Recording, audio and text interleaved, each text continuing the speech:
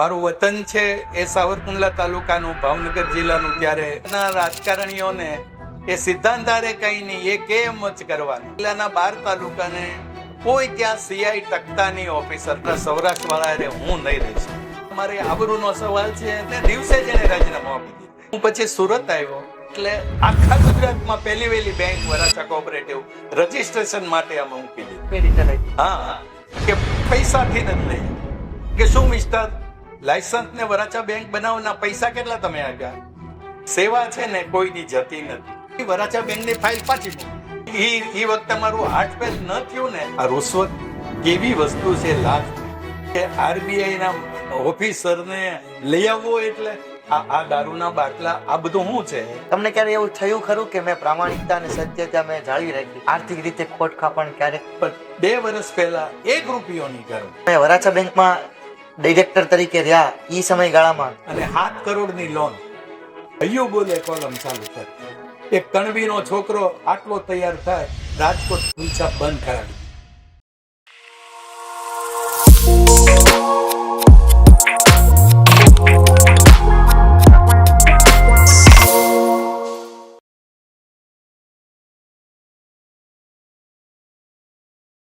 નમસ્કાર, ફરી તમારું સ્વાગત છે આજના નવા પોડકાસ્ટમાં. આજે આપણી જોડે ઉપસ્થિત છે Shri B B Dhakecha, founder of the Varachha cooperative bank.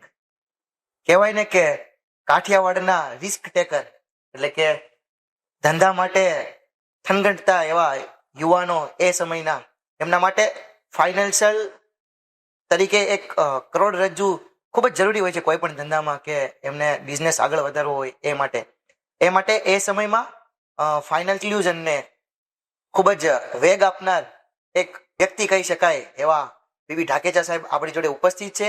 આજે આપણે એમના જીવન વિશે તેમજ એમની આ બેન્કિંગની કારકિર્દી વિશે તેમજ બીજા ઘણા ટોપિકો ઉપર આપણે આજે વાત કરવાની છે. તો તમારો સમય વધુ નહીં લેતા ડાયરેક્ટ જ બીબી ઢાકેચા સાહેબનું ફરી સ્વાગત કરી અને દાદાને કેવું પૂછીએ. દાદા, આમ તો કહેવાય ને કે તમને અમે ઘણી વખત પેપરોમાં જોયા છે અથવા તો ટીવીમાં જોયા છે, પણ આજે આ પહેલી વખત તમને મળીને ખૂબ જ આનંદ થાય છે.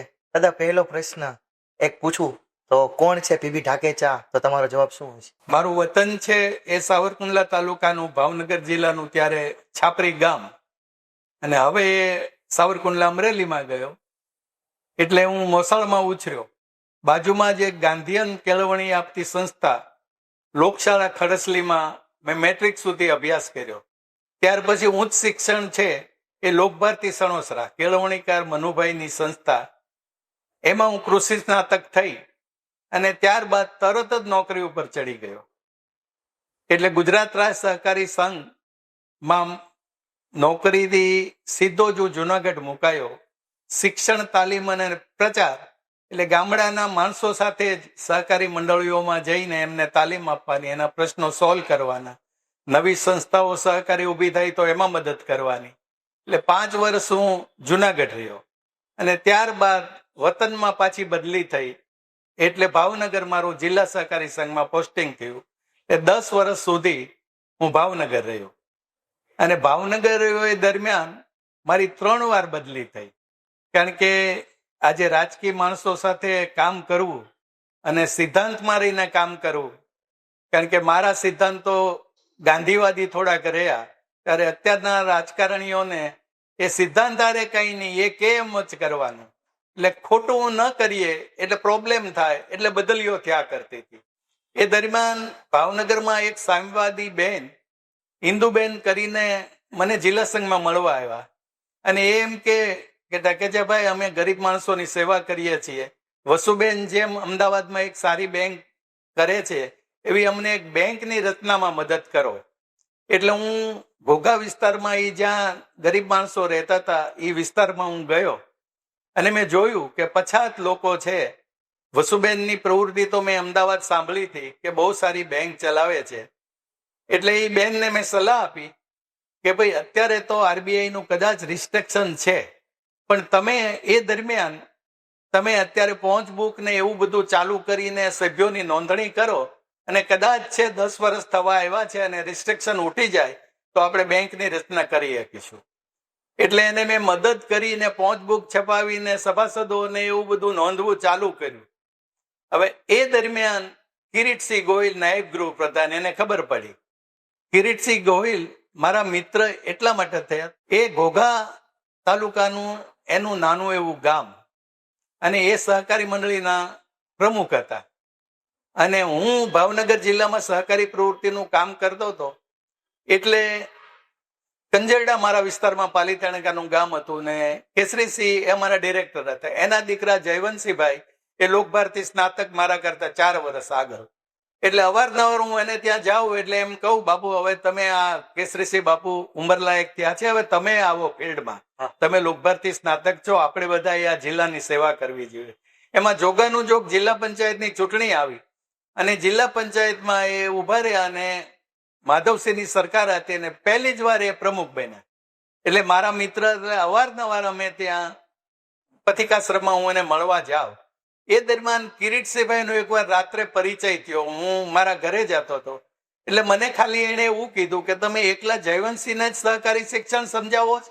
હું પણ ઉખલ્લા બેંકનો ગામનો પ્રમુખ છું મંડળીનો. તો ક્યારેક મારે ઘોઘા તાલુકો નથી કિરીટસિંહભાઈ, પણ ક્યારેક હું આવીશ.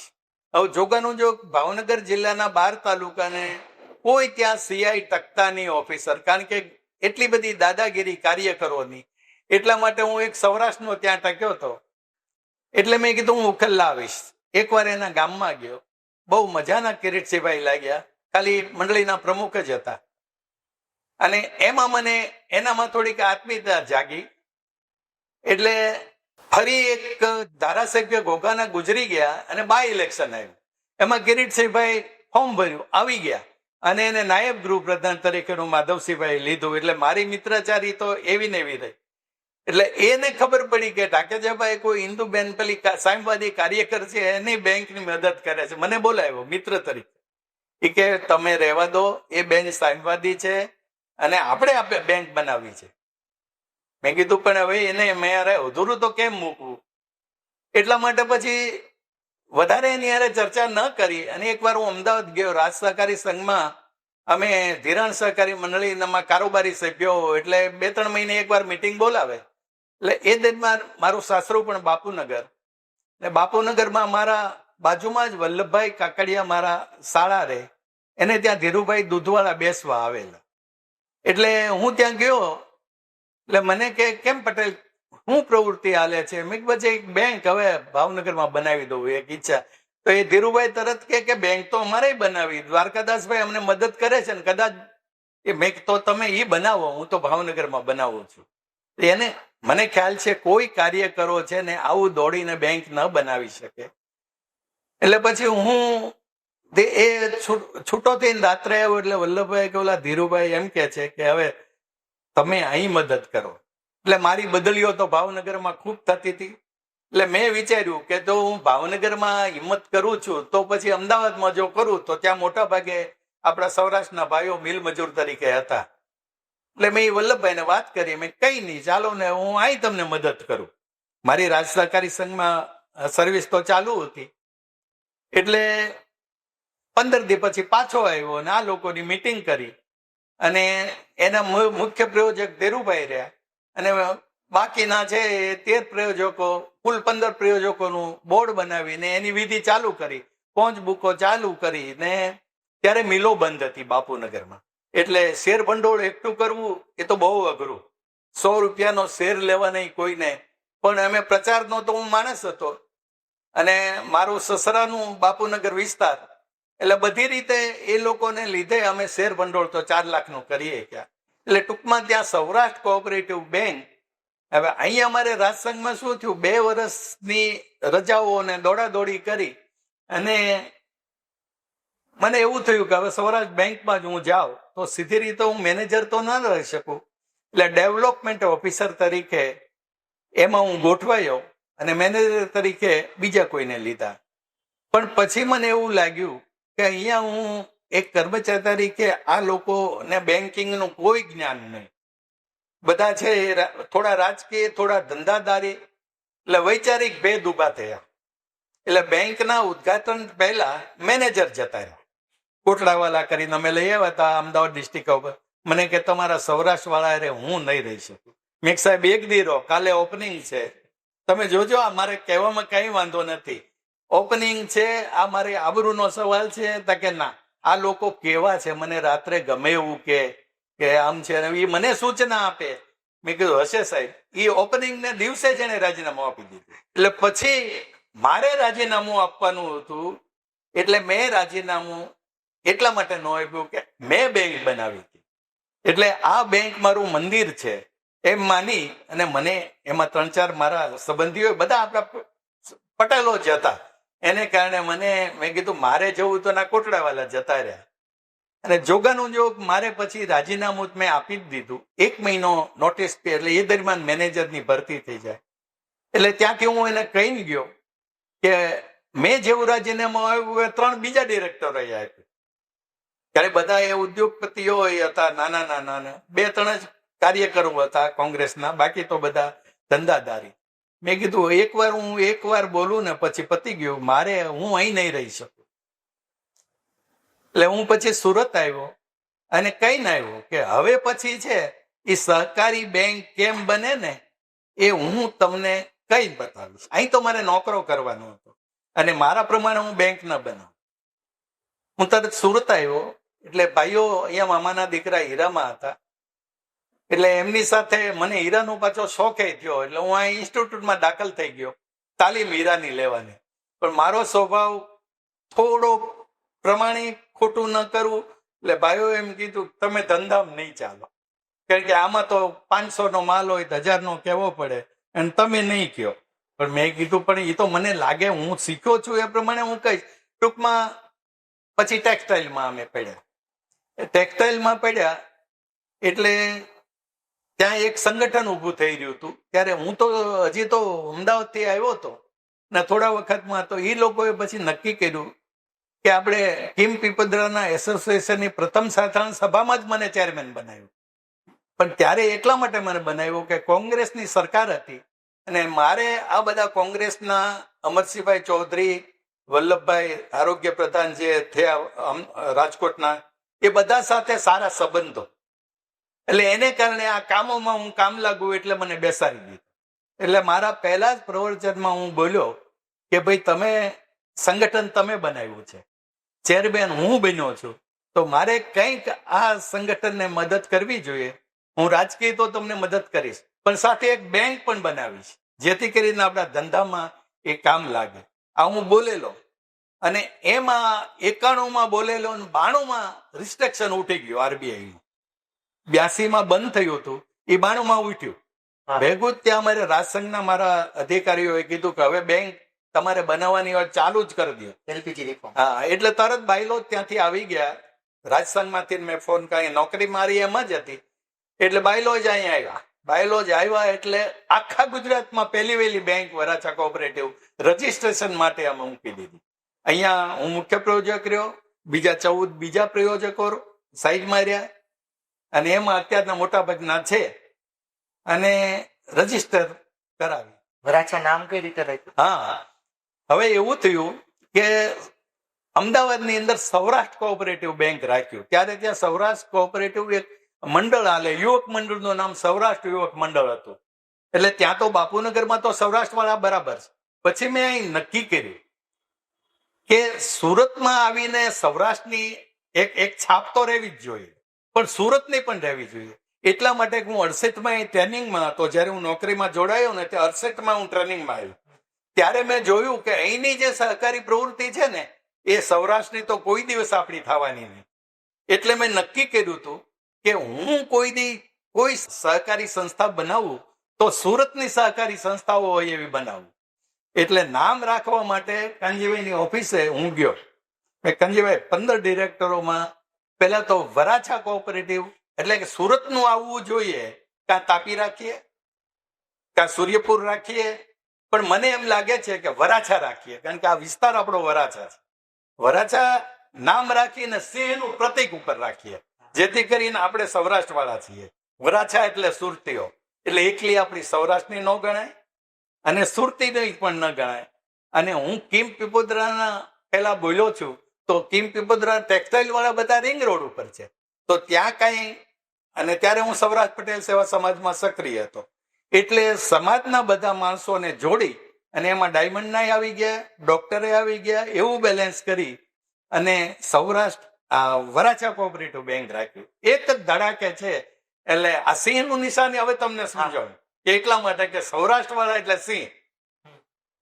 એટલે એ રીતે સૌરાષ્ટ્ર વરાછા કોઓપરેટિવ બેંક છે એનું નામ રાખવામાં આવ્યું. હવે અમે રજીસ્ટર તો મૂકી દીધી, પણ એ પેલા પ્રાઇમ કોઓપરેટિવ બેંક રજીસ્ટરમાં આવી, અમારા પછી આવી. પણ એ આગળ એટલે થઈ ગયા, ગોકુલ બક્ષી છે એ બેંક ઓફ બરોડામાં નોકરી કરતા હતા અને એ તો તૈયાર બેંકના, હું બનાવવાનો તૈયાર, પણ એના અંદરના માણસોને ન ઓળખું ત્યારે એ તો RBI વાળા નહીં ઓળખે. એટલે મારી પેલા એ 6 મહિને લઈ આવ્યા. અને મારે કહેવું જોઈએ કે પૈસાથી જ લઈ આવ્યા, જે મેં એ ન થવા દીધું. કારણ કે અહીંયા તમે એ પેલા હું એક દાખલો આપી દઉં.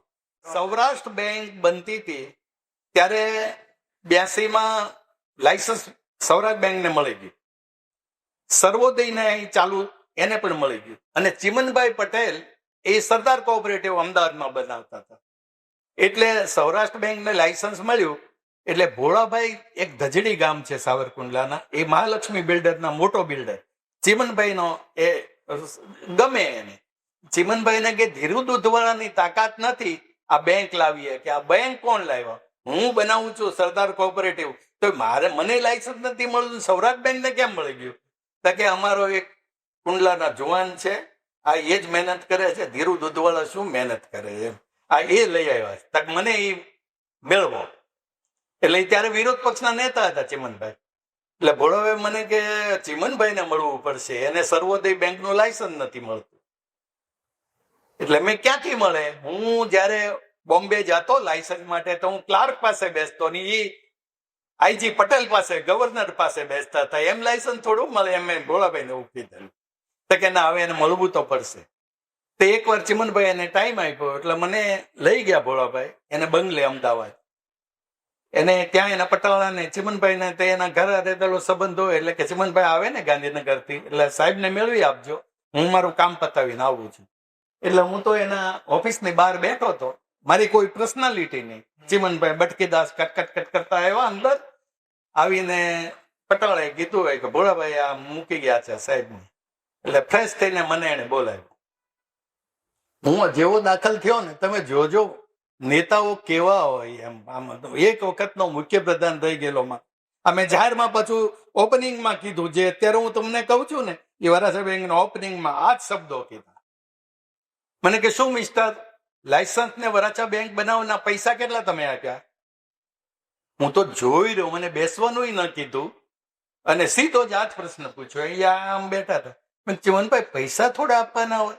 હું તો એનો જાણકાર છું, મેં સહકારી સંસ્થામાં નોકરી કરી છે 15 વર્ષ, અને પૈસા અરે બને નહીં. મારો એક સહકારી મંડળી, હાઉસિંગ મંડળી નોંધવામાં રજીસ્ટર 10,000 લે છે, અને તમે એમ કહો છો ₹1 નથી આપ્યો. અને તમને ત્યારે જો તમે મારી આમ જોયું ને, ધ્રુજ મેં ચિમનભાઈ ઈ જગ્યાએ જો હું CM હોઉં ને, અને જો રજીસ્ટર 10,000 રૂપિયા લે ને, તો નો કાં તો રજીસ્ટર હોય ને કાં નો હું હોઉં. ભાગી ગયો. આટલું કઈ નો, અને ધ્રુજતો પછી બહાર હું રોડ ઉપર ઉભો રહ્યો, ભોળાભાઈ ની રાહ જોઈ. થોડી વાર થઈ ભોળાભાઈ કા, મેં જાઓ તમે મળીને આવો, હું પછી આપણે નીકળીએ. ચિમનભાઈ પાસે જઈને કે કેમ? તા કે તમારું મરચું ને સૌરાષ્ટ્રનું કે ભારે ખીજાવ. આ શબ્દો ચિમનભાઈ. હવે મને આજે એ રૂશ્વતનું કે એને મને એમ પૂછવું જોઈએ લાયસન્સ કેમ મળ્યું, કઈ જ નહીં. ઓપનિંગ જયારે અમારે થયું ત્યારે સ્વામી સચ્ચિદાનંદજીએ એની હાજરીમાં મેં આ શબ્દો કીધા. હા, મેં ઠાકોર નાયક માજી સહકાર પ્રધાન બેઠા હતા લાઈનમાં. ઉપર તો મારા સ્ટેજ ઉપર છે ને, કોઈને બહારના માણસોની, બહુ સ્ટ્રિક્ટ મારો સ્વભાવ. મને એમ કે પ્રોટોકોલ પ્રમાણે એને સ્ટેજ ઉપર, મેં સહકાર પ્રધાન હોય તો અત્યારે નથી, આ પ્રોટોકોલમાં અહીંયા ડિરેક્ટરો સ્વામી સચ્ચિદાનંદજી, બલ્લુભાઈ જેટલા મહેમાન છે એટલા, બાકી કોઈ નહીં. આ શબ્દો મેં કીધા ચિમનભાઈના. અને પછી જે સ્વામીએ એવું કીધું કે આના કાળજામાં સિંહ બેઠો છે, કારણ કે પછી તહેવારો આવતા હતા અને એને એ જ ભાષણ કરવાના હતા, વાઘ બારસ ને અંતે. એ કે આ જયારે ખમીર આવે ને ત્યારે ક્રાંતિ આવે. એટલે મારો કહેવાનો મતલબ એ કે ગમે એમ હોય પણ બેંક બનાવવામાં એક પૈસો મહેનત નથી. સૌરાષ્ટ્ર બેંક વખતેની દોડા એટલા બધા થયા, તમને નવાઈ લાગશે. દોડા તો કેવા કે મારે 5 બેબી અને હું ભાવનગર છે એ આ બેંક બનાવવામાં હાજર ન રહી શકું. ત્યારે સીમાબેન બલ્લર કરીને ત્યાં શાસ્ત્રીનગરમાં મારા બાને એવું કે તમે ભાઈના આ વખતે હાજર રાખજો, 6ઠ્ઠી બેબી આવશે ને તો આ ઇન્દુબેન કે નહીં જેવી કે એવી સ્થિતિ છે. ત્યારે સીમાબેન એકવાર કીધું, મેં જો હું સેવક છું, આ વખતે બાબો જ છે, પણ કે તમે કેમ, ત્યારે સોનોગ્રાફી નહોતી, બોમ્બે હતી. પણ હવે બોમ્બે તો જવાનો મારે વેંત નહોતો ત્યારે બધી રીતે. સેવાબેન પણ કે તમે કઈ રીતે કહો? મેં મારી સેવા એટલી એ નહીં, આ સોસાયટીની સેવા કરું છું, દોડીને સેવા કરું છું, 1 રૂપિયો ખિસ્સામાં. સીમાબેન આ વખતે હું હાજર નહીં રહી શકું અને હું છે ઈ બાબો જ આવશે, તમારી જ હોસ્પિટલમાં આવશે. હવે તમને નવાઈ લાગશે કે 23 તારીખે હું બોમ્બે હતો લાયસન્સ માટે. કારણ કે લાયસન્સ માટે આમ ત્યાં શું હોય, આરબીઆઈમાં જવાતું નથી. પણ અમારા ઘનશ્યામભાઈ રાજસંઘમાં હતા અને મનુભાઈ પટેલ ને હરિભાઈ પટેલ બે ખેડા બાજુના એ આરબીઆઈમાં હતા. એટલે અમને થોડોક પરિચય કરાવી દીધો હતો, એટલે એ કામ લાગ્યું હતું. એટલે હું એક બેન છે ને, ડિસોજા કરીને બેન હતા, એની પાસે બેહીને આ બધી વિધિ કરું. એટલે મેં એ બેનને કીધું, મને આ છે ને તમે એક લાયસન્સ, કારણ કે આઈજી પટેલ ત્યારે તાલીમમાં હતા, એટલે એ આવ્યા બોમ્બે. મારે 2 દી રોકાવું પડ્યું. એને સહીઓનો ઢગલો હતો. હું સવારે ગયો કે પણ હજુ આવ્યા જ છે, હવે એટલી બધી સહીઓ છે ને, એટલે તમારી લાયસન્સમાં સહી થાય ને તો હું રજીસ્ટર ઈડી કરાવવું, હાથો તો આપે ને. એટલે સાંજે હું 6 વાગે ગયો. એ બેન બહુ સારી, તમે એમ કહો ક્લાર્ક તરીકે, એને લાયસન્સમાં સહી કરાવીને રજીસ્ટર ઈડી કાગળ મેં ત્યાં મુકાયો અને હું પછી સુરત આવ્યો. 24 તારીખે સુરત આવ્યો. ભાવનગર બાબાનો જન્મ થયો, આ લાયસન્સ મળ્યું અને હું અમદાવાદ આવ્યો. કારણ કે આ ધીરુભાઈને કોઈના ભરોસો નહોતો લાયસન્સ મળે. ચીમનભાઈ ન મળતું હોય તો સૌરાષ્ટ્ર બેંકને કેમ મળે? એટલે મારે 3 દી એટલે રોકાવું પડ્યું કે લાયસન્સ એમ થોડું આવે. હું ત્યાં ગયો સુરતથી, મને તો બીજે દી ખબર પડી, ભાઈએ અહીં ફોન આવ્યો કારખાને, તમારે ત્યાં બાબો આવ્યો. એટલે મને તો એક આનંદ તો હોય કે મારી સેવા ફળી. અમદાવાદ ઉતર્યો, આ ધીરુ દૂધવાળાના બંગલે ગયો, લાવો લાયસન્સ. તમે જે મારી આમ તમે જુઓ હાલત કેવી થઈ કે આવા માણસો હારે રહીને મેં અહીં બેંક બનાવ્યું. મેં ધીરુભાઈ એમ લાયસન્સ ન આપે, આ રિઝર્વ બેંક છે. હું જોઈને ટેબલ ઉપર આવ્યો, રજીસ્ટર એડી છે, બુધવારે આવશે. હવે 2 દી મારે રોકાવું, મારે ત્યાં જરૂર છે, જ્યાં મારું બાળક આવ્યું છે અને ત્યાં મારે જરૂર હતી. 2 દી રોકાણો આવા માણસો માટે. એ બુધવારે એના ઘરે બેઠો હતો અને ખાખી કવર તરત હું જોઈને આવ્યો હતો. એને ફોડીને દીધું કે આ લાયસન્સ.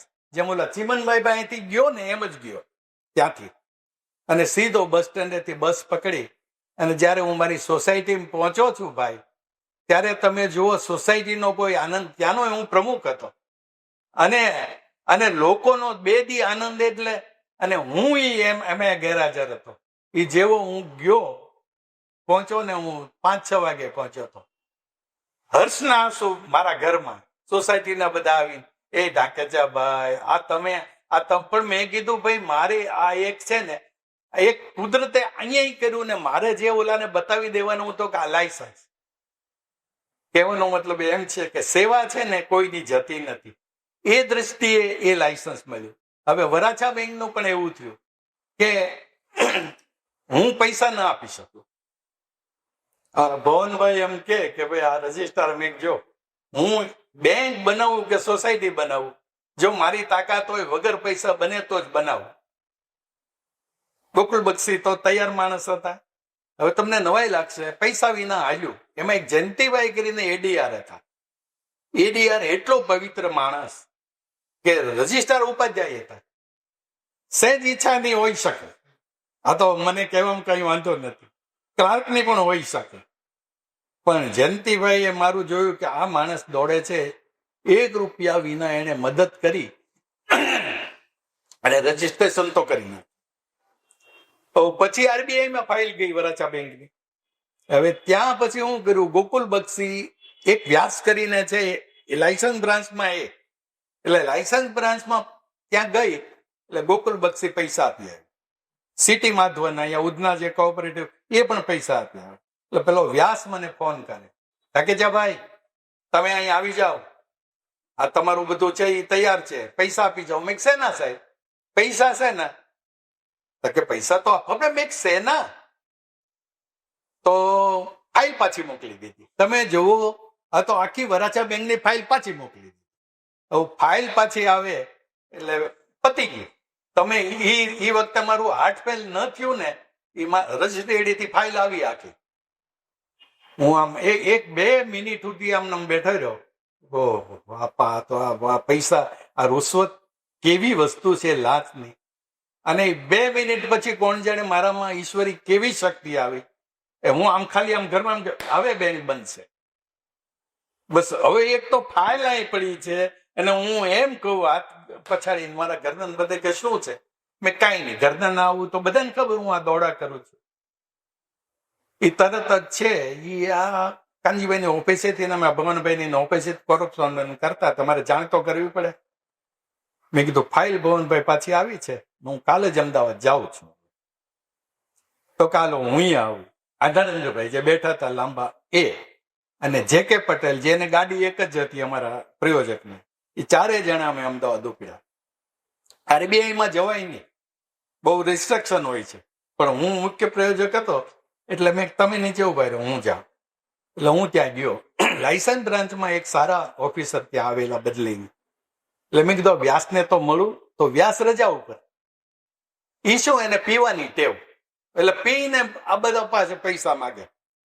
આખી આરબીઆઈમાં ખબર, મને ખબર. એટલે મેં ક્લાર્કને મેં કીધું વ્યાસ સાહેબ તો રજા ઉપર છે. એટલે મેં કીધું કોણ આવ્યા? Licence manager. હું એને મળ્યો, મેનેજરને મળ્યો. મેં સાહેબ આવું છે, લાયસન્સ બ્રાન્ચના હેડ, અને મારે તો બોમ્બે મારું કોરેસ્પોન્ડન્ટ પહોંચી ગયો છે, મારી ફાઇલ પાછી આવી ગઈ. તો ઓલા બીજા ક્લાર્કને બોલાવ્યો. તો કે વરાછા બેંકનું તો આપણે બોમ્બે બધું છે, ફ્લાઇટ પાછી ન જાય. જો ઓલો કે ફાઇલ પાછી ગઈ હોય તો હું એને સસ્પેન્ડ કરી દઉં. હું કોટામાં આવી ગયો. મેં કઈ નહીં. એટલે મેં સાહેબ તો ઉભા રહો, હું સૌરાષ્ટ્રમાંથી આવું છું, મારા મુખ્ય પ્રયોજકો બીજા પ્રયોજકો છે ને, એ ફાઇલ છે કે મેં ક્વેરી મને ખબર નથી, હું નીચે તપાસ કરી આવું. જો ક્વેરી હશે ને તો ઉપર નહીં આવું, અને જો ફાઇલ હશે ને તો હું તમારા પાસે આવીશ. હવે મારે આટલું ફેરવી નાખવું, કારણ કે ફાઇલ જ હતી. તો ઓલાને સસ્પેન્ડ થાય. પટ્ટાવાળાને મેં કીધું વ્યાસનું સરનામું આપ. સરનામું લઈને એને ઘરે તમે જુઓ, બ્રાહ્મણ કુટુંબ, ગરીબાઈ, અને મેં ક્યાં છે વ્યાસ? પછી તો હું જ કોટામાં આવ્યો ને.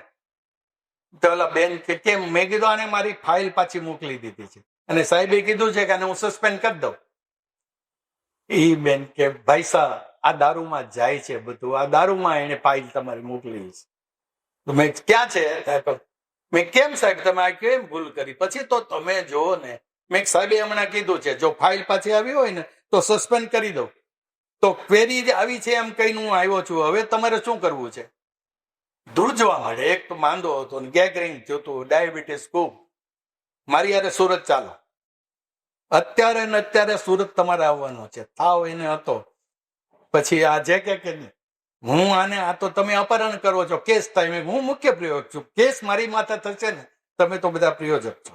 ગાડી મારી મેં જે હોય તમારે ગભરવાનું નથી. આ નરેન્દ્રભાઈ હિંમત આપી કે પણ ઢાકે છે ભાઈ કે છે, પણ આપણે તો એને લઈ જવાના છે ને. એ બેનને કીધું કે હું આનું અપહરણ નથી કરતો, તમારે કેસ કરવાનો હોય તો, નહીતર જો એને હું બચાવવા માટે કરું છું ને સસ્પેન્ડ થયેલા છે. તક ભાઈ સાહેબ તમે કાંઈ નહીં કરો, અમને ભરોસો છે. સુરત લઈ આવ્યો. તમે કલ્પના કરો કે આરબીઆઈ ના ઓફિસરને લઈ આવવો એટલે કાંઈ નથી મેળવ્યું ને. આ કારણ એ છે, પ્રમાણિકતા ને સત્ય હોય ને ત્યાં ગમે એવું હોય ને, આ તાકાત. એટલે મને ખબર છે કે તમે આજે એને તમે લઈને જાઓ એટલે હું દશા થાય. મિલિટરી પછીની કોઈ શિસ્ત હોય તો આરબીઆઈ. અહીં આવીને પછી 5 વાગે પહોંચ્યા હતા, મારે પીવા જોશે. અરે પણ મેં સાહેબ તમે કેવી વાત, હું તમને ચા પાણી હમણાં પ્રતિબિંબની ઓફિસે લઈ આવ્યા, ચા પાણી પાયા. કે હું તો અરે બહુ સારો, તમે પીવે. પછી અમારે બિલ્ડર એક છે મનરભાઈ, જેની પાસે પરમિટ હોય ને એની પાસે એ રાત્રે એને બધા પાયા. પછી એને ખવડાવ્યું બધું ત્યાં. પછી કંજુભાઈ કાને આપણે હોટેલમાં હુરાવીએ. મેં કીધું નહીં, મારે ઘરે જ. આ મરી જાય તો વરાછા બેંકનું, એને મારા ઘરે શું રહ્યો. અને હવે બે સુતા ને સવારે 5 વાગે ભાઈ જાગીને આમ બેઠા છે વ્યાસ. એટલે હું તો પાછો જાગ્યો. મેં કહ્યું વ્યાસ સાહેબ હાલો બ્રશ કરી દો. કે મારે તો અત્યારમાં જ જોશે. અરે મેં કીધું સાહેબ તમે અમારી તાકેના અમે જોયું, તમે બધા તો બહુ સેવક છો, પણ હવે મારે છે ને એ શું કરવું ને. પછી એક મનસુખભાઈ વાદાણીને મેં ફોન કર્યો. મેં કીધું તમે છે ને આ ઓલા ચપલા એરપોર્ટ પેલા પ્લેનમાંથી લેતા આવતા હોય, એ છોકરાએ શીશો દઈ ગયો ને ઘરમાં આવીને સીધો મૂક્યો. એટલે મારો બાબો એ કે મારા પપ્પા હું કોને લઈ આવ્યા, આ દારૂના બાટલા આ બધું શું છે. એ નીચે હું ઓલા સાહેબ અરે ઉપર. એની મમ્મી કે પૈ તું રહેવા દે, તારા પપ્પા કોઈ દી આવ્યું પાનમાં હોય નથી ખાતા. એ આ તક આવાને શું કરવા અહીં લઈ આવ્યા. એ એને ઘડીક ધન મચાવ્યો. ઉપર મેં એને પાયો. પછી તો છૂટકો જ નથી, મારે તો ઘર જ હતી. એ પાઈને પાછા ભવનભાઈની ઓફિસે લાવ્યો. પ્રતિબિંબમાં ફાઇલમાં ક્વેરી છે ને એની સોલ્વ કરાવી. ત્યાં તમે સાહેબ મરી ગયેલા જ પડ્યા હતા, આ હું ધંધો કર્યો. પછી બસમાં બેસાડી અને એ બેન માટે મેં 5-6 સાડી આપી ભલે, કારણ કે બેન પવિત્ર હતા. અને એને કીધું સાહેબ આ ધંધો હવે તમે મૂકી દો, તમારા છોકરાઓનું તો વિચારો. ફાઇલ ગઈ, 10 દિવસમાં લાયસન્સ આવ્યું. મારો કહેવાનો મતલબ એ કે પ્રમાણિકતા મોડું થાય, પણ અત્યાર સુધી આ મારા 80 વર્ષ થયા છે જિંદગીમાં સત્યનો વિજય થાય છે એ મેં જોયું. આ રીતે વરાછા બેંક બની. દાદા તમે એમ કીધું કે તમે શરૂઆતી વલણ છે એ તમે ગાંધી કેળવણીથી તમે કેળવણી શિક્ષણ લીધું. તો ગાંધીજીએ તો કહેવાય ને કે રાજકારણમાં એમની ભૂમિકા દાખવી અને એ ગુણો પણ સમાજમાં પ્રેર્યા. તો તમે કેમ રાજકારણમાં ન ગયા? તમને નવાઈ લાગશે, અહીંયા હું 1983માં આવ્યો, 85 ની ચૂંટણી આવી. માધવસિંહ ના ગ્રુપમાં નવીન શાસ્ત્રી અને રામલાલ રૂપલાલ, એમની સાથે મારે સારા સંબંધો. 4 સીટોમાં એક સૌરાષ્ટ્રની સીટ સુરતમાં 84 ની કોઈ પણ સૌરાષ્ટ્ર વાળાને આપવી એમ નક્કી થયું. એટલે માધવસિંહ એ 4 ખાલી રાખી. નવીન શાસ્ત્રીએ ભલામણ કરી કે ત્યાં પીબી ઢાકેચા હાલે. એટલે મને એમણે ત્યાં બોલાવ્યો. અમરસિંહ ચૌધરી ત્યારે સિંચાઈ પ્રધાન, એને પણ માધવસિંહભાઈને કીધું કે એ રેડી, સુરતમાં એ હાલશે. હવે હું હજી 1 વર્ષ નથી થયું મારે. 84 આજુબાજુ આવ્યો ને 85માં ચૂંટણી આવી. એટલે ત્યાં કોન્સન્સ માટે મને બોલાવ્યો. એટલે મેં અમરસિંહભાઈ ના પાડી. મેં કીધું તમે કેવી વાત કરો છો, હું હજુ ત્યાં જાઉં છું. 84 આટલો મોટો વિસ્તાર, અને હું રાજકારણમાં છે, હું નોકરી કરતો અહીં આવ્યો છું, હું કોઈનો સપોર્ટર બની શકું, પણ એમ હું ચૂંટણી ના લડ્યો. તો આપણે માધવસિંહભાઈએ કીધું છે, નવીનભાઈ રામલાલ રૂપલાલે તમારી ભલામણ કરી છે. હવે આપણે અત્યારે તો એરડો ચૂંટાઈ જાય છે, જેમ અત્યારે ભાજપના નામે ચૂંટાઈ જાય એમ કોંગ્રેસના નામે તમારે કાંઈ ખર્ચ કરવાનો નથી, આ જ પાડી દેવાનું. મેં ન પાડી. એટલે કહેવાનો મતલબ એમ, રાજકારણમાં મને ખબર એમાં જો થઈ જશે, તમે કામ લઈને આવો એટલે થઈ જશે. આ 30 વર્ષ બેંકના થયા, મારા ઘરે કોઈ આવ્યું હોય આ કામ ખોટું હોય નહીં થાય, ન થાય, હું ન કરું. એ રાજકારણમાં ન હાલ. આ ધીરુ દૂધ વાળા છે એને ત્યાં હું બેઠો નતો બેંક બનાવતી, તો એના ઘરે બધા આવે અને એમ કે મારે આ કામ છે કે આ થઈ જાય, આ કામ છે થઈ જાય. મારી આવ્યો હોય અમારે કોર્પોરેશનમાં જવાનું. મેં તમે આ બધાને કીધું છે ગાંધીનગર આપણે જવાનું કોર્પોરેશનમાં, તાકી આમ જ હોય. એ મને ન ફાવ્યું. રાજકારણમાં થઈ જશે એ શબ્દ મને પોષણે થવું જ જોઈએ. રાજકારણમાં એવું નથી. હું સપોર્ટર બન્યો. એ પછી પાછું બીજી ચૂંટણી આવી 90માં, ત્યારે ફરી પાછું છે એ આ નવીનભાઈની લઈ આવ્યા કે હવે તમારે આ વખતે ઊભું જ રહેવાનું વરાછામાં. ત્યારે પણ મનોજ મિસ્ત્રી ત્યારે ગાર્ડનના તંત્રી છે, તમે ક્યારેક એને મળજો. જીણાભાઈ દરજી, આ સુરેશ પટેલ, હું, શંભુદાદા, આ બધા ઉમેદવારો બન્યા હતા. તો મારું નામ હું કરવા લીધું કોન્શિયન્સ માટે અમે ગાંધીનગર ગયા. એટલે શંભુદાદા જીએસએફસી ના ચેરમેન, કેમ્પી પુત્રમાં લોન મદદમાં ખૂબ એને કરેલી. મને કે તું અહીંથી જતો રહે ત્યારે તું જ મને નડે છે ને મારી સીટ ફાઈનલ. અરે મેં હું નથી નડતો, મને તો ઉપરથી આવ્યું છે, સુરેશભાઈ જ આવવાના, નહીં તું અહીંથી જા, અમને નહીં કોણ છે. ત્યારે મેં ઓલા પ્રવીણભાઈને કીધું, મારા પછી કેમ્પી પોદરાનો અધ્યક્ષ પ્રવીણભાઈ સોજિત્રા બન્યા હતા. એટલે મેં કે આપણે જતા રહી, દાદાનો આપણા ઉપર ઉપકાર છે, આપણે નથી ધારાસભા લડવાની. હું માધવસિંહભાઈ ગ્રુપને કહી દેશું, અમે અહીં તરત આવતા રહે. અને ત્યાંથી ગુજરાત સમાચારમાંથી સુરેશભાઈ માટે વલ્લભભાઈ ને મોહનભાઈ ત્યાં ગયા ગાંધીનગર. ઝીણાભાઈ દરજીનું ગ્રુપ કહેવાય, અમે બધા મોહન ધનજી એટલે ઝીણાભાઈ જ કહેવાતા. પણ એને લઈને ત્યાં ગયા. માધવસિંહ એમ કીધું, ઝીણાભાઈ આ સીટ આ પીબી ઢાકેચાની છે, ફાઇનલ 85 હતી, એને ના પાડી હતી. અત્યારે આ રામલાલ ને આ બે કે છે હવે એની ના પાડી દીધેલી એને. હવે મારે અહીં કોન્સેપ્ટ ન લીધો ને અહીં આવી ગયો. હવે મારે નવીનભાઈ ને કેમ ના પાડવી? હું ગયો મનોજ મિસ્ત્રી પાસે, ત્યારે ગુજરાત મિત્રમાં હતા. મેં મનોજભાઈ હવે હું નહીં ના બીજી વાર પાડી શકું, તમે નવીનભાઈ ને ગમે એમ કરીને. અને ગુજરાત સમાચારમાં ફોન જોડ્યો. નવીનભાઈ કે તમે હું ધાકેચાભાઈ ને આમ સમજાવો, અહીંયા ઝીણાભાઈ ને માધવસિંહે ના પાડી દીધી અને હવે એ ના પાડે, પણ કે એને આજ ક્યાં પાડી છે? ક્યારે તમે લોકોએ એનો આગ્રહ રાખ્યો છે. એટલે કહેવાનો મતલબ રાજકારણમાં હું છે ને નો હાલું એટલા માટે. હજી હું કહું, મને કોઈ ન મત આપે, મારી છાપ છે, પણ બધા જાણે ધાકેચાભાઈ ખોટું ન કરે. હજી આ મારા મિત્રો કહે ને, તમે બેંકમાં બધું રેડી, પણ અમારા કામો તમે અમે લાવી એવા તમે ન કરી શકો, અને હું ન જ કરું. આ પોઝિશન છે રાજકારણ. સપોર્ટર રહ્યો, અઘરામાં અઘરા કામ મેં લીધા છે. અહીંયા તુષારભાઈ દેસાઈ સરકારી વકીલને નિમાવાતા, ત્યાં ઠાકોરના અહીંના પ્રભારી, એને JR ગાંધીનું નામ આપ્યું સરકારી વકીલ તરીકે, જે બીજી ક્રમનું. અહીંયા આપણા સૌરાષ્ટ્રના બધા વકીલો મારા ઘરે આવ્યા. નવીનભાઈ સાથે મારે ખૂબ 85માં એને જ હું કચ્છમાં જીતાડવા ગયો હતો. એ કે આપણે આ તુષાર દેસાઈને લાવવા છે, એ સુરતી છે, અને અમે બધા સૌરાષ્ટ્ર વાળા ભલામણ કરીએ. તમે નવીનભાઈ કહો, તમને નવાઈ લાગશે. ઠાકોર નાયક પ્રધાન અહીંનો પ્રભારી JR ગાંધીની ફેવર કરે, હું તુષારની ફેવર કરું. નવીનભાઈ કે ધાકેચાભાઈ આ તો અઘરું બન્યું. ઓલા એ રિસર્ચ ઠાકોર નાયકે એમ કીધું કે ભાઈ તુષાર દેસાઈ ન ચાલે, એ તો કોંગ્રેસનો કાર્યકર નથી, અને આ પ્રભારી છે એટલે એની. હવે મેં શું કરવું? આ લાવવો જ પડે આપણે.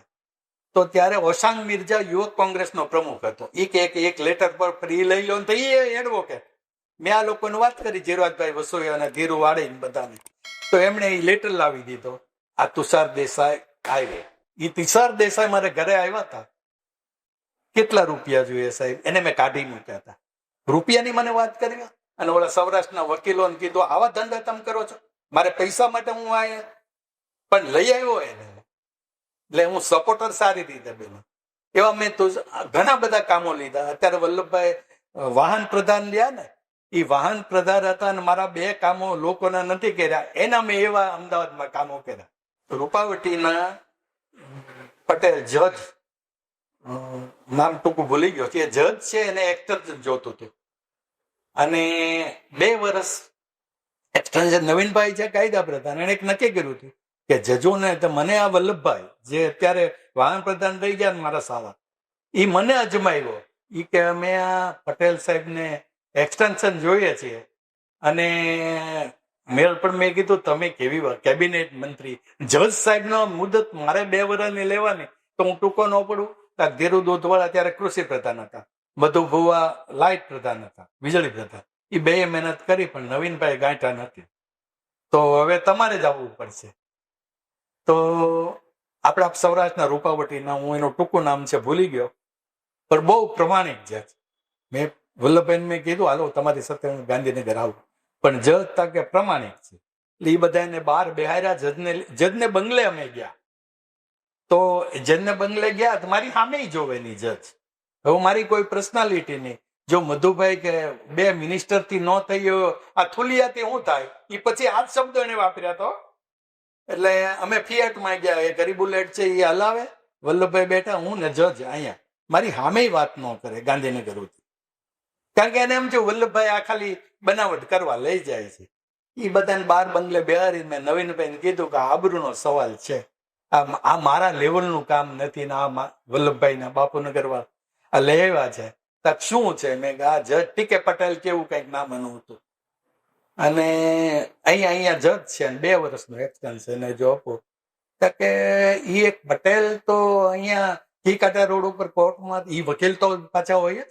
હું ગયો તો જો એવો હોય તો મેક સાહેબ બાર છે જ, તમે કહો બોલાવો. બોલાવ્યા, નવીનભાઈ ઉભા થઈ ગયા જજને જોઈ, એટલો પ્રમાણે ઓહો પટેલ સાહેબ તમે, બસ એટલું કાંઈ નહીં. ઓલા પીએને કે અમને 2 વર્ષનું એક્સટેન્શન આપી દે.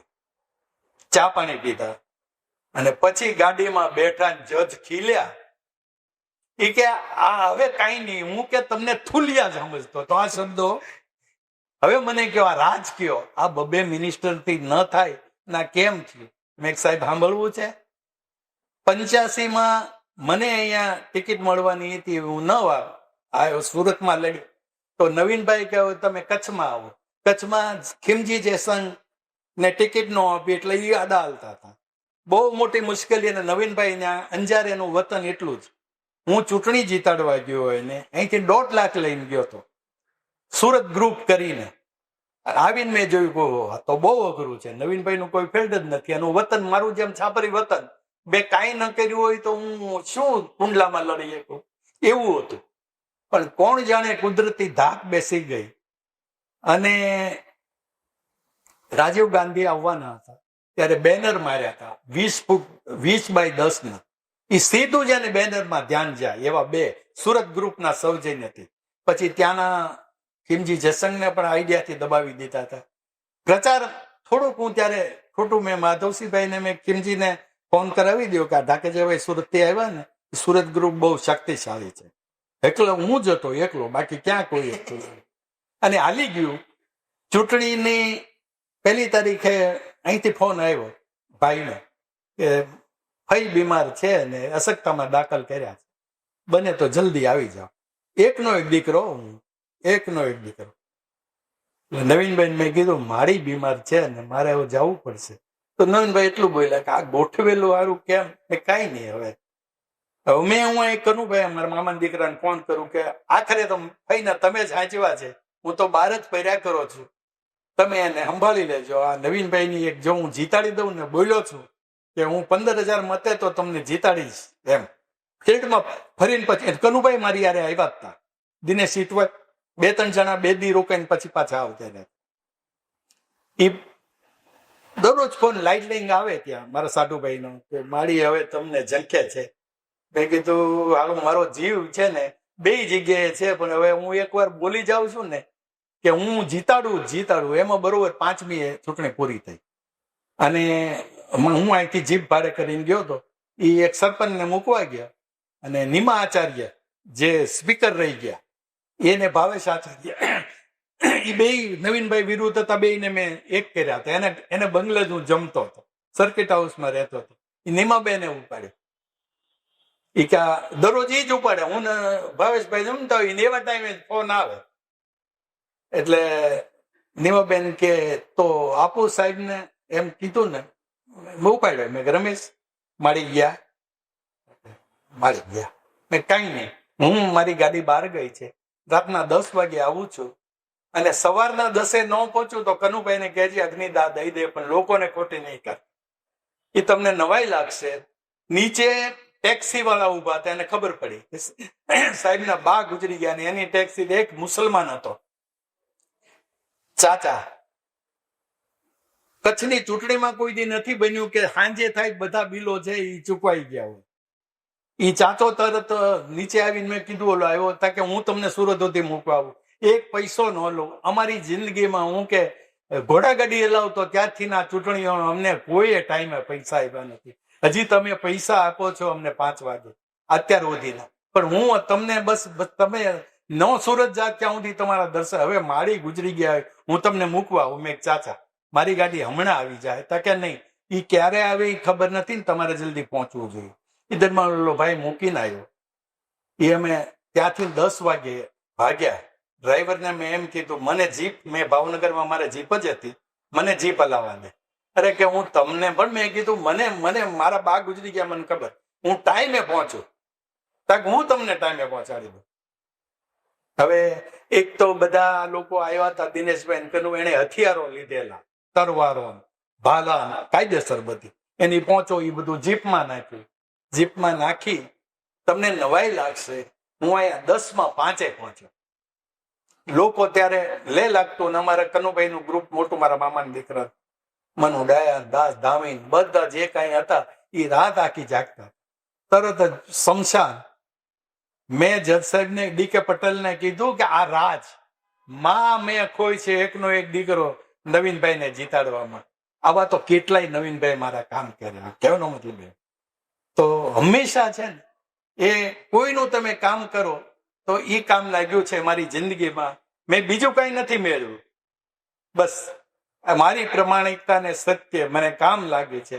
આજે આ ઉંમરે છે ને એ જ મારી તાકાત છે. હવે પૂછું દાદા, કાનજીભાઈ ભાલાળાને ક્યારે મળ્યા અને કઈ રીતે? એમાં હું સૌરાષ્ટ્ર સેવા સમાજમાં જોડાયો. અહીં હું આવ્યો એટલે સુરેશ પટેલ પ્રમુખ અને આ કોઓર્ડિનેટર. એટલે એકવાર શ્યામનગરની વાડીમાં સમૂહ લગ્ન થતા હતા, એટલે હું જાતો તો સુરેશ પટેલ 10 વાગે ભાત ખાય બપોરના. આ સેવક સુરેશ પટેલ એટલે પાકો સેવક, સમાજના એ પ્રમુખ હતા. મેં સુરેશભાઈ આ દશે આ દોડા દોડીમાં કાંઈ આ બપોરનું છે તો અત્યારે ખાઈ લઉં એમ, વધેલું ભાત ને દાળ. મેં અમારા ભૂપેન્દ્રભાઈ છે રીબડિયા વિસાવદરના, મેં આપણે ભૂપેન્દ્રભાઈ સમાજમાં રહીએ અને મદદ કરવી જોઈએ. એટલે ત્યારે હું સમાજમાં અમે જોડાયા. ત્યારે આ કોઓર્ડિનેટર હતા કાનજીભાઈ, એટલે એના પરિચયમાં આવ્યા.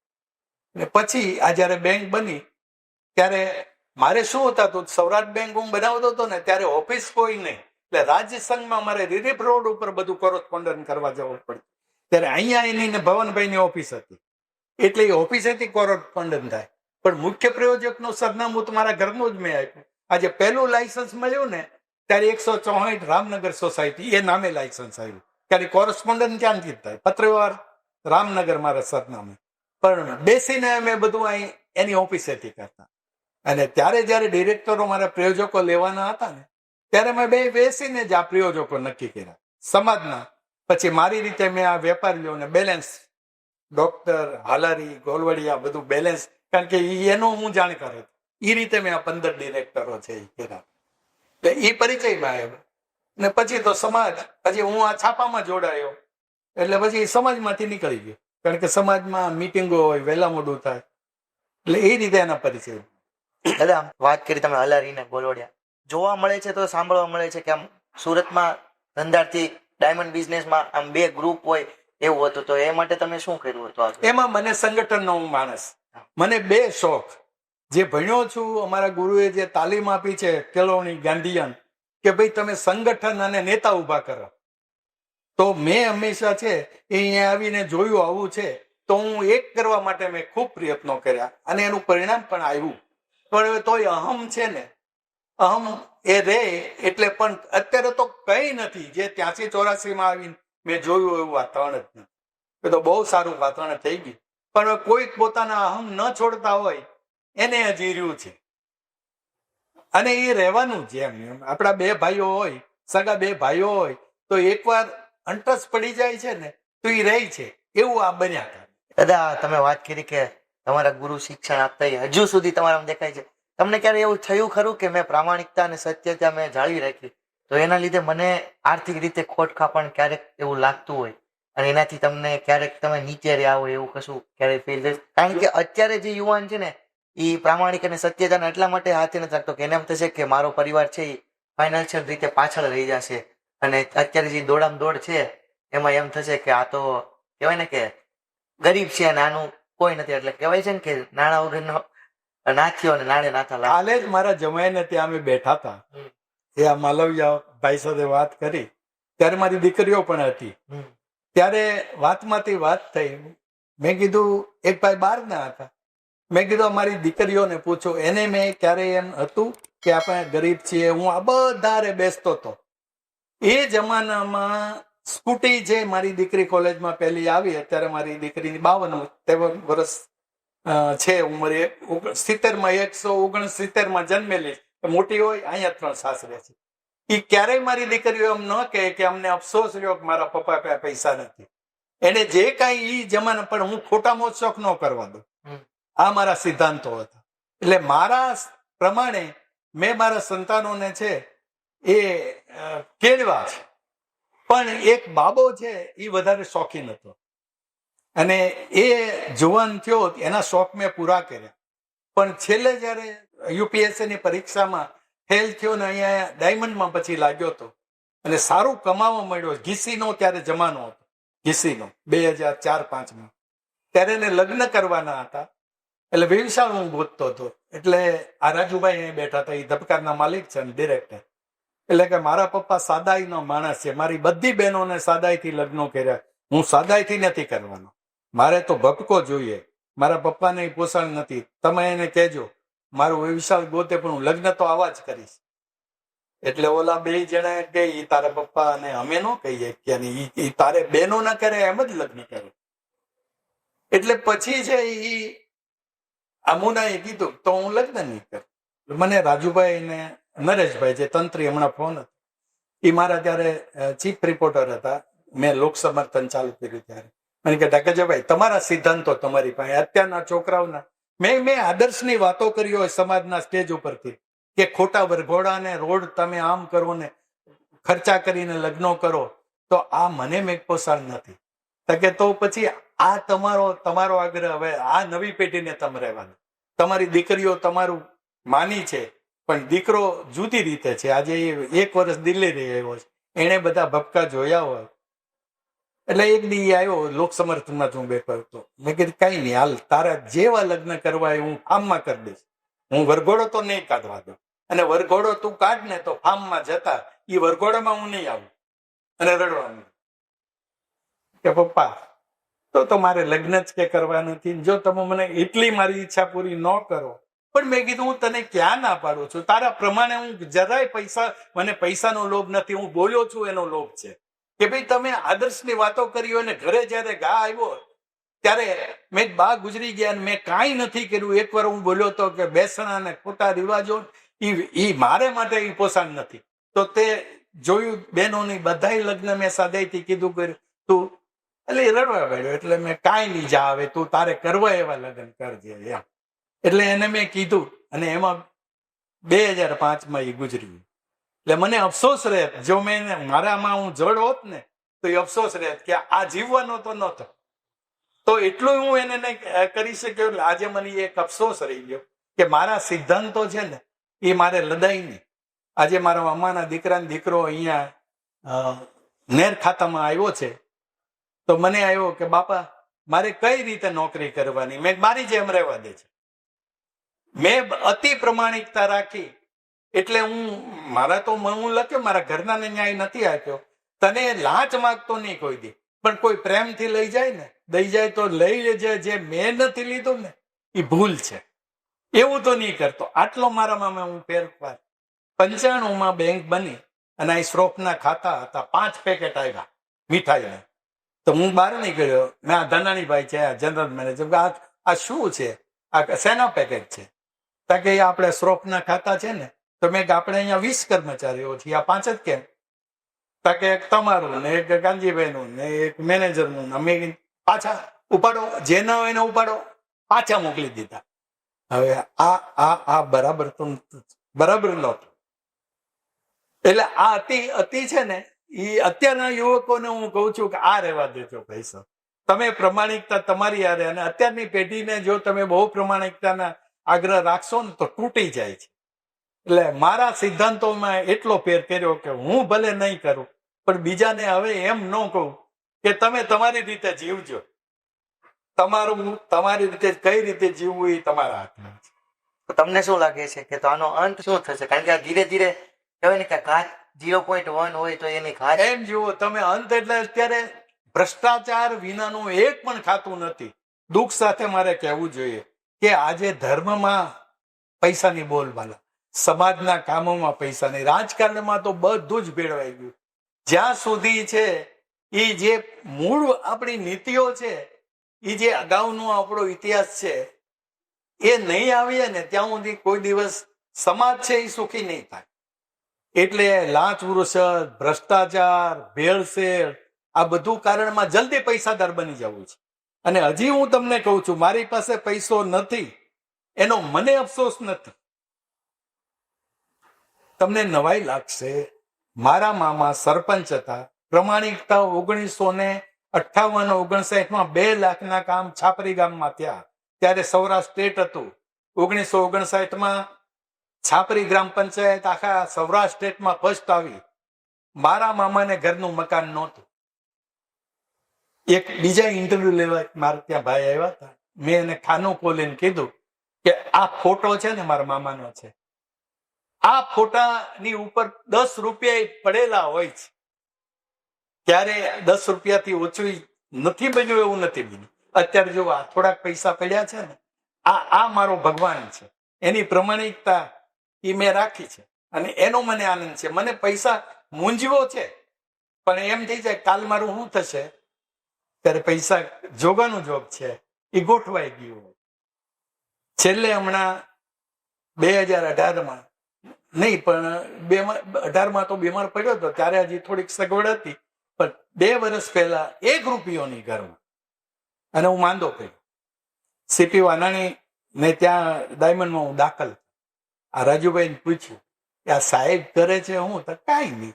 મેં કીધું મેડિક્લેમ છે મારી પાસે, મેડિક્લેમ છે, પણ બધી તો મેડિક્લેમ ક્યાં પાસ થાય છે. એ મારી ચિંતા લોકોએ ઉઠાવી. તમે કેશુભાઈને મળ્યા ને, એ કે કોઈને પૈસાની મૂંઝાવ ત્યારે આવું કહેવાનું, તમે કોઈને નહીં કહેતો, હું બેઠો છું. એટલે કે મિત્રો, અત્યારે મિત્રો એ છે એટલે મને દુઃખ રહી ગયું. આજે મારા છોકરીઓ એમ કહે છે પપ્પા, મેં કીધું હું સમજુ છું, તમારે ભાઈ હોત તો દશા આપણી હોત, મારી ઉંમર થઈ ગઈ, હું પૈસા મેળવી ગયો હોત, કુદરતે મને યારી ન આપી. કિમ પીપોદરામાં તમને નવાઈ લાગશે, હું તો મર્યો, મારી યારે કેટલાય બધા મરી ગયા. હું પ્રોડક્શન કરતો હતો ને, એનું પ્રોડક્શન કાપડનું. તમે સારામાં સારી ફેક્ટરી અમારી હતી, પણ અમને 5 વર્ષ યારી ન આપી. તમે ઓલા 2 જણા જો બેઠા હો, નરેન્દ્રભાઈ, એ તો બિચારા 4 કરોડમાં આવી ગયા, એટલે એને પરદેશ જવું પડ્યું. ત્યારે એ તાકાત મારી નહોતી. ભાઈઓ મારી પાસે પૈસા નહોતો. મામાના દીકરાને ભૂપેન્દ્રભાઈ, એ મારા પાર્ટનર બન્યા, 50 લાખની કરી. એટલે કહેવાનો મતલબ એમ કે હું ઘરના ને, પણ ઘરના એમ દુઃખી નથી. કાલે બેઠા બેઠા કહેતા તમારા ઘરના કે અમને કોઈ દી એવો અફસોસ નથી કે અમને એને પૈસા વિના ના રાખ્યા, એવું નથી. એટલે મારા ઘરમાં એવું અતાણ હતું કે આપણે વગર પૈસા છે હલાવીએ કે. તમને એમ નવાઈ સાથે કહું કે આ રોડ ઉપર કોઈ પણ ટોપી કહેવાતો હોય એની યારે હું બેસી શકું. મને એમ નથી કે હું પૈસાદાર નથી એટલે મારે વાત ન થાય. પછી વલ્લભભાઈ હોય, ગોવિંદભાઈ હોય, વલ્લભભાઈ કિરણના હોય, મથુરભાઈ હોય કે ગમે હોય, મને એવું નથી થતું મારીમાં પૈસા નથી, મારી એની યારે બોલાય નહીં, એની યારે વાતો ન થાય. બધું જ હું જાણે હું એને લેવલનો જ છું, હું આર્થિક ભલે એની લેવલનો નથી. એટલે આ તાકાત પ્રમાણિકતા અને સત્યની છે. હજી તો હું અત્યારની પેઢીને કહું છું કે મેં 80 વર્ષમાં મેં ખોટું નથી કર્યું. ખોટું કર્યું છે ત્યાં હું આમ કહું કે આ મેં બીજાને માટે કર્યું છે. મારે એક કોર્ટમાં બોલવાનું આવ્યું ખોટું. મેં કીધું હું પંચમાં રહું છું, મારે કહેવાનું હું તક તમે જે જોયું હોય એ કહેવાનું. હવે અહીંયા એક પોલીસ સ્ટેશનમાં વાળા મારા મિત્ર હતા, ત્યારે એ જમાનામાં તો પોલીસ હોય વફાદાર. હવે મને ઓલા જયારે કેસ આવ્યો ને ત્યારે ભાટપોરિયા વકીલ કે તમારે એમ કહેવાનું તમારી પંચનામાની સહી પોલીસ ખાતા પોલીસ સ્ટેશનમાં કરી. અરે પણ મેં સ્થળ ઉપર કરી છે. ના તો આ હલવાઈ જાય. અરે પણ તમે મને પંચમાં રાખવું તો પહેલા કીધું તું ને. હવે તમને નવાઈ લાગશે, હું કોર્ટમાં ગઈ. કોર્ટમાં મારે જજે એમ કીધું કે તમે પંચ તરીકે ક્યાં સહી કરી છે? હું કાંઈ બોલ્યો નહીં. હા બોલો તમે સહી ક્યાં કરી છે? પછી ઓલો આ વકીલે એમ કે પોલીસ સ્ટેશનમાં આમ કર્યું. તમને નવાઈ લાગશે, કટપડો મારે ચાલી લેવો પડ્યો. મેં આમ જ કર્યું. ઈ આમ ધ્રુજી ગયો. નીચે ઉતરતા ઉતરતા કીધું આજ કોઈ દી હું પંચ મારવાનું અને હવે હું ખોટું પણ નહીં. એ પછી હું ક્યારેય કોઈ જગ્યાએ, કારણ કે મારે આ રીતે ખોટું બોલવાનું. એટલે આવું થાય છે જિંદગીમાં. મિત્રો ફર્યા. હવે એ ત્યારે એ ભલે એ બચી ગયા, એ મારા મિત્ર જ છે ને બચી ગયા, પણ મારે આટલું ખોટું કરવું પડ્યું ને. એટલે આ જિંદગીમાં મેં ખોટું કર્યું નથી. આ બેંક બનાવવામાં હજી તમને વટકે સાથ દઉં. કે અને જાહેરમાં મેં લખ્યું છે, આને હું લઈ આવ્યો, ઢળી આવ્યો, 1 રૂપિયો મેં નથી આવ્યો. અને આપું તો ક્યાંથી આપું? માનો કે સૌરાષ્ટ્ર બેંકમાં આપું તો ધીરુ દૂધ વાળો 1 રૂપિયો મને નહોતો આપતો. મારે ક્યાં ને કોને આપવાના? અરે ઈ જે તમે ઈ બોમ્બેના તમે અધિકારીઓ, આજે તમે ઈ બેન ડિસોજા, એને મારે મળવું હોય તો હું એના પતિ ટેલિફોનમાં મેં કીધું મારે તકે નહીં, એમાં તમને શું વાંધો છે? એના ઘરે હું જાઉં, એ બંનેની હાજરીમાં હું એને મળું. અને પણ પૈસાની કોઈ વ્યવહાર. દાદા, અત્યારે તમે 20 થી 25 વર્ષમાં હોત અને અત્યારે તમે કયા ધંધા છો? અત્યારે તો હું શું થાય, માનો કે મારો દીકરો હોત, આ તો ઈ જ યુગ નો હોત ને. ત્યારે જે યુપીએસસી ની કરતો હતો, એટલે મારા મિત્રો એમ કે તું કમિશનર બને, પોલીસ કમિશનર બનો. એનું હાઈટ, મારું હાઈટ બહુ નહોતું, પણ એને જમાવી દીધી બોડી બધું. એ કે હું પોલીસ કમિશનર થાઈશ ને તો મારા પપ્પાનો સિદ્ધાંત તો હું નહીં આપું. એ એકવાર આવું બોલી ગયો હતો. મેં કીધું ના, હું જીવું અને તે જયારે લાંચ લીધી હોય ને એ મને ખબર પડે ને, તે ત્યારે હું તારું કટ કરતો. કે પપ્પા, એ તો હું ઓલાની યારે ગમત કરતો હતો. વાતાવરણ તો હોય જ ને ઘર, પણ અત્યારની પેઢી નહીં કરે. હજી હું તમને કહું છું, નહીં કરે. અઘરું છે. કેમ જીવવું તમે આ મોંઘવારીમાં? તમારે અત્યારે જીવન જીવવું એટલે ઘણું કઠિન છે. એટલે નવી પેઢીને તો હું એમ કહું, થાય એટલી નીતિથી તમે કામ કરજો. અને જો ધારો તો પ્રમાણિકતાથી 2 પૈસો મળે છે, એ હકીકત છે. પણ છતાંય મારી જેવી દશા ન થાય, કારણ કે મારી એટલી સારી દશા છેલ્લે ન થઈ કહેવાય.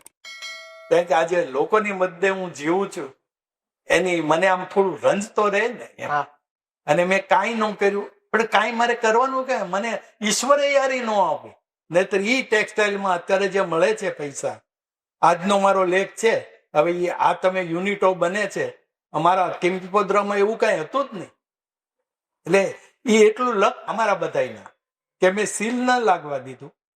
બાકીના સીલ લાગી ગયા, વેચાઈ ગયા.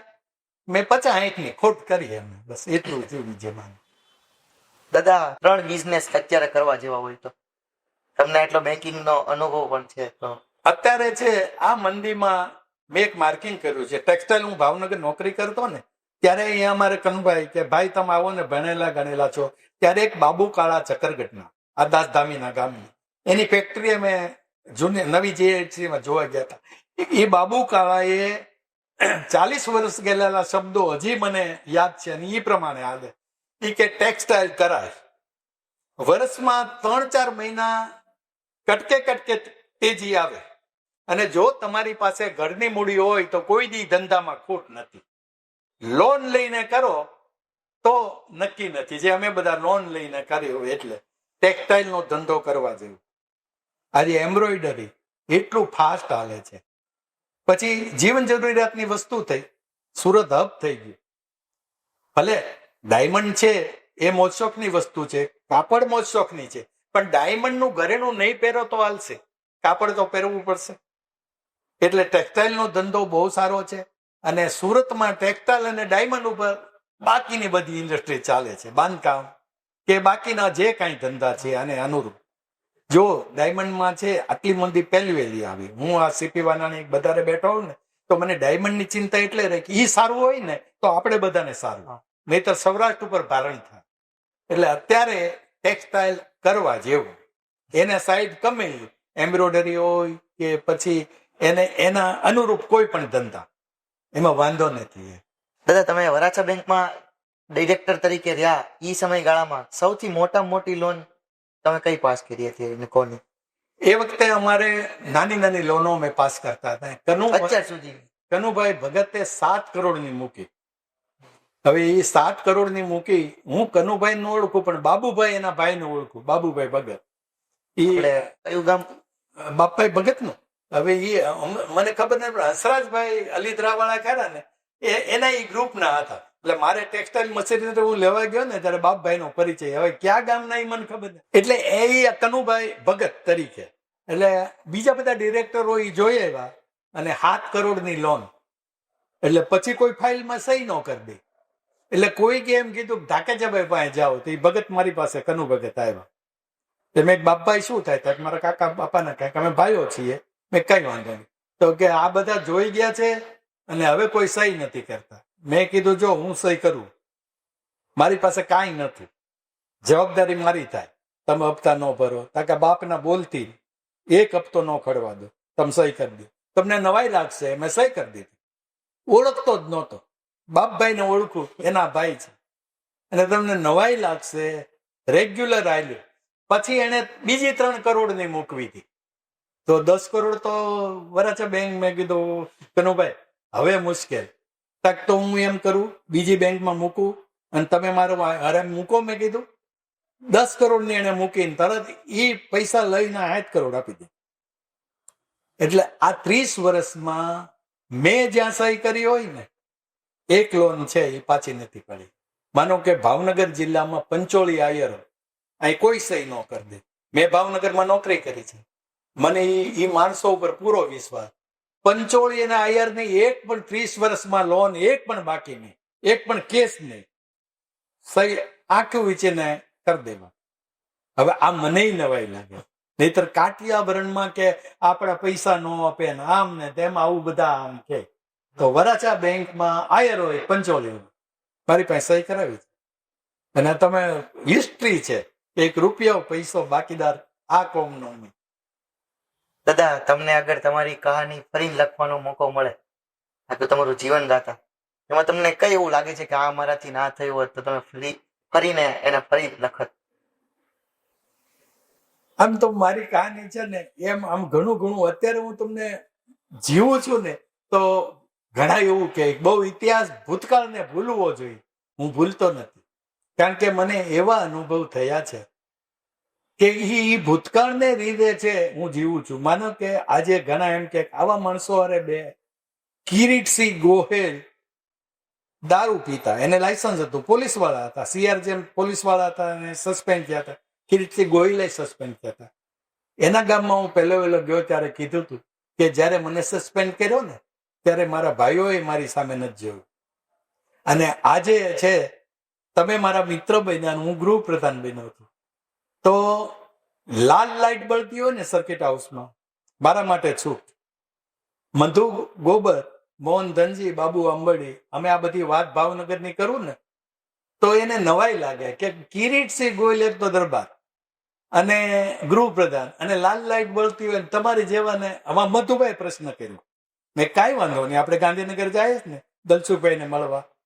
તો દલસુખભાઈના પીએ કિરીટસિંહના પીએ હતા. અમે દલસુખભાઈ 12 થી આવવાના મોડા હતા એટલે અમે પરમાર સાહેબ પાસે બેઠા હતા.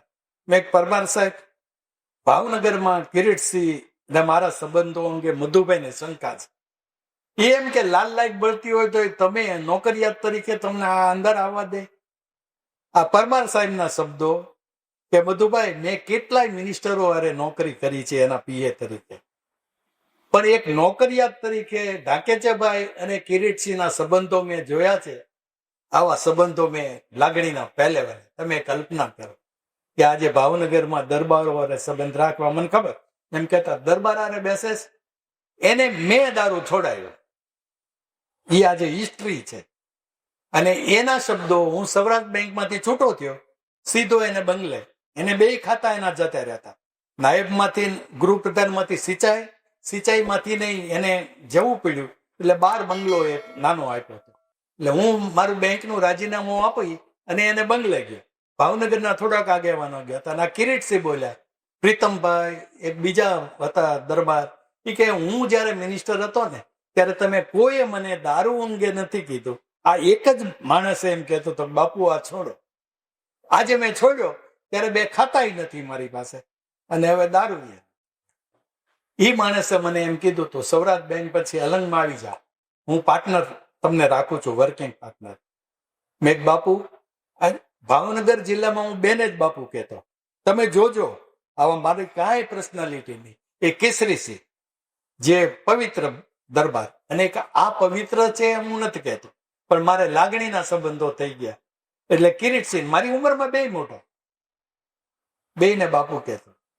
એટલે આજે છે ને આ સંબંધો તમે કે માણસ આની યારે ન બેસીએ કે હું ગમે એની યારે બેસી, હું આમને રહ્યો છું અને એની બધી મેં છોડાવવા પ્રયત્ન કર્યો, એવું બન્યું.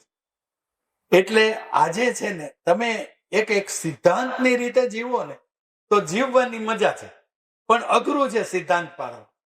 મેં પાડ્યા છે તો અમને એવું શિક્ષણ મળ્યું. એટલે કદાચ હું કોલેજમાં ભણતો હોત, મારે સાવરકુંડલા હાઈસ્કૂલમાં ભણી હું જો બીજે ગયો હોત તો કદાચ મારા જીવનમાં આ ન હોત.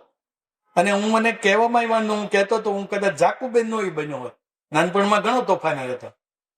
આજે મોસાળમાં ઉછર્યો એ તોફાની કેવો હોય, પણ આ લોકોના ખડસલી દાખલ થયો ને ગાંધીયન કેળવણી તમે જુઓ. ખોટું બોલવાનું નહીં એટલે નહીં. આજે મારું 2005માં હું આ મારો બાબુ ગુજર્યા પહેલા મારો અકસ્માત થયો હતો, અને મારું સન્માન અમારા જૂના વિદ્યાર્થીઓ એની અરે નવા તરીકે ખડસલીમાં મારું સન્માન હતું. મોરારી બાપુ સન્માન કરવાના હતા.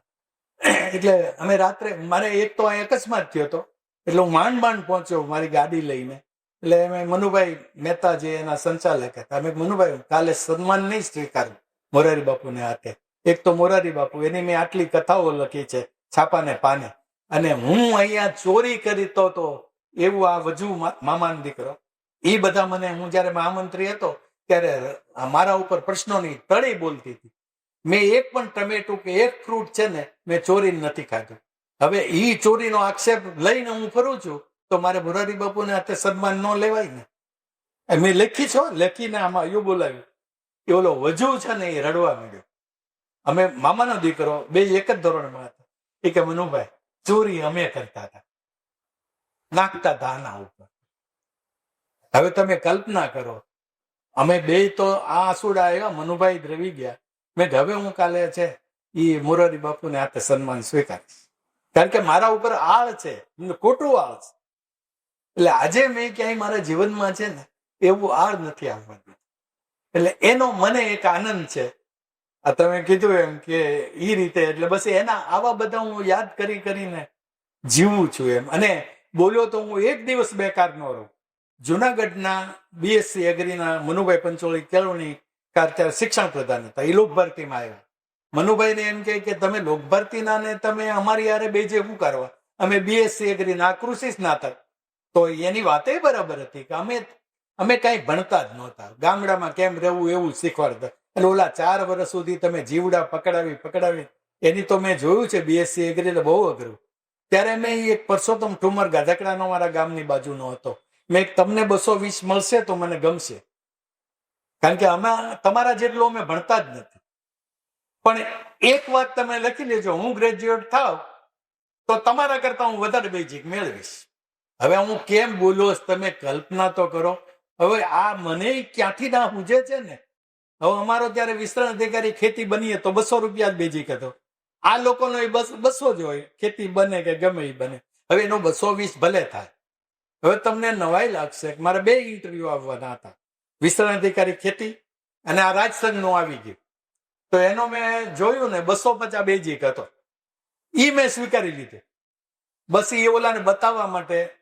ઈ જો વિસ્તરણ અધિકારી બન્યો હોત તો સારી વાત હતી, એમાં પેન્શન નહીં હોત, આમાં એવું કઈ નહોતું.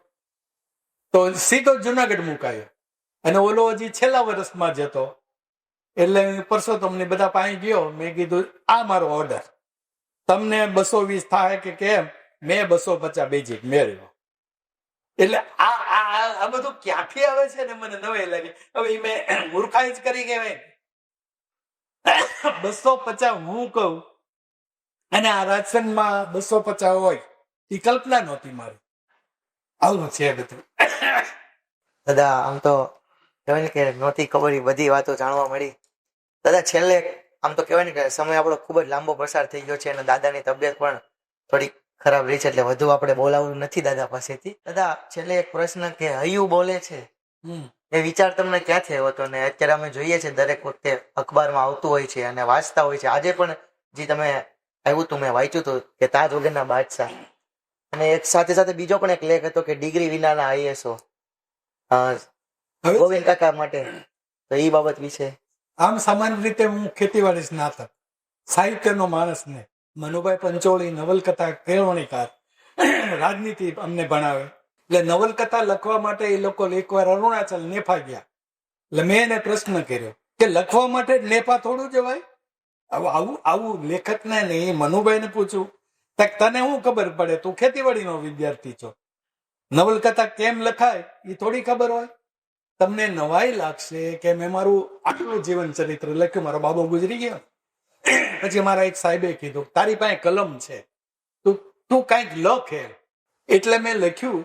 હું બેંકમાં બેઠો ને કોઈ આવે ને એની હારે વાત કરું, પાછું ચાલુ થઈ જાય. 3 નવલકથા એવી જ લખી, મનુભાઈને યાદ કરી. કોઈ આવ્યું હોય તો નવલકથા લખતો બંધ થઈ જાય ને પાછું ચાલુ.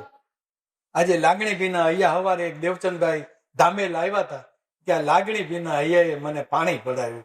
મેં કીધું ભાઈ હવે મારે અંદરથી લખાઈ ગયું છે, એટલે કેમ લખાઈ જાય છે મને ખબર નથી. હવે એમાં સમાજ સૌરભ બહાર પાડ્યું, સમાજ સૌરભ અહીંયા સૌરાષ્ટ્ર પટેલ સેવા સમાજ. તો મેં કાનજીભાઈને તંત્રી બનાવ્યું. મને જો એક શોખ, હું નહીં તમે કોઈ આગળ વધો, નેતાગીરી શિબિર મારા જોબ, આ ભાઈ મેં તંત્રી બનાવ્યું. એને રસ જ ન લીધો, તોય મેં હલાવ્યું થોડોક વખત.